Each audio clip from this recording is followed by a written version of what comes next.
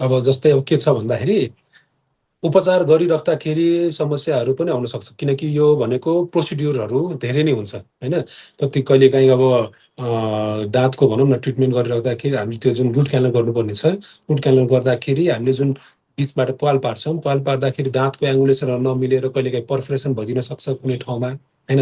सेन्टरमा हामीले पल्पमा नलगिकन कहिलेकाहीँ पल्प हाम्रो एङ्गुलेसन मिलेन भने दायाँ बायाँ गयो, अथवा अगाडि पछाडि आफै इमेजिन गर्नु यति सानो दाँत छ, त्यसमा हाम्रो 0.5 मिलिमिटर अथवा 2 मिलिमिटर म्याक्सिमम भयो भने, अब त्यो च्याम्बरको साइज हेर्यो भने 2-3 मिलिमिटरसम्मको बराबरको च्याम्बर हुन्छ। अब त्यो च्याम्बरमा तपाईँको अलिकति पनि एङ्गुलेसन मिलेन भने, एङ्गुलेसन नमिलेर त्यहाँनिर क्राउनको अर्को भागबाट पाल परेर बाहिर निस्किन सक्छ, त्यो एउटा पर्फोरेसन हुनसक्छ, त्यो प्रोसिड्युरल इरर हो।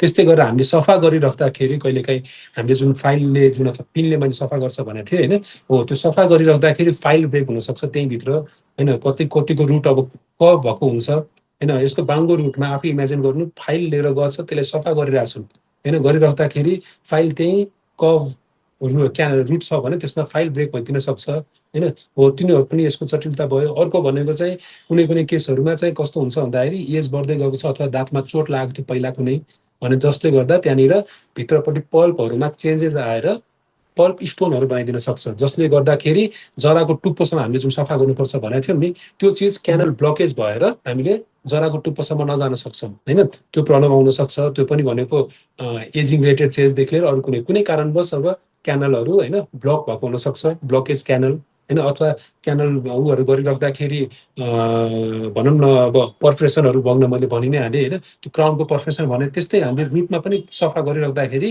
फाइलहरू चाहिँ रुटको अब एङ्गुलेसन नमिलेर अथवा कर्भ धेरै छ भने, कर्भ चिजमा हामीले स्ट्रेट चिज लगाउँदाखेरि त कहीँ ठोकिन्छ, त्यहाँ ठोकिँदा त्यहाँनिर अर्को अब लेज फर्मेसनहरू जस्तो टाइपकोहरू, अब लेजर भनेको टेक्निकल कुराहरू भयो होइन, तिनीहरू भइदिन सक्छ होइन। तिनीहरू भनेको चाहिँ यसको जटिलताहरू हो होइन। तर यो भन्दैमा चाहिँ आरसिटी फेलियरै भएको भनेर भन्न मिल्दैन होइन। फेलियर भनेको चाहिँ कस्तोमा भनिन्छ त भन्दाखेरि आरसिटी गरिराख्दा गरेर पनि होइन, अब हाम्रो बडीले एक्सेप्ट नगर्ने हुन्छ।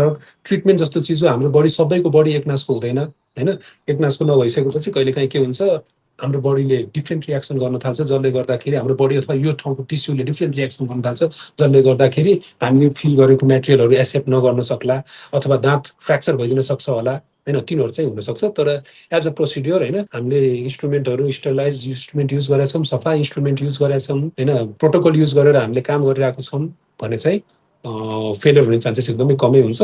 तर प्रोसिड्युरल इरर चाहिँ म्याक्सिमम हुन्छै हुन्छ है। त्यो फाइल ब्रेक हुनु नर्मल कुरा हो, त्यसलाई कुनै ठुलो कुरा मान्नु पर्दैन होइन। त्यस्तै गरेर पर्फोरेसनहरू हुनसक्ने, यिनीहरू सबै चाहिँ हुन सक्ने चान्सेस चाहिँ हुन्छ।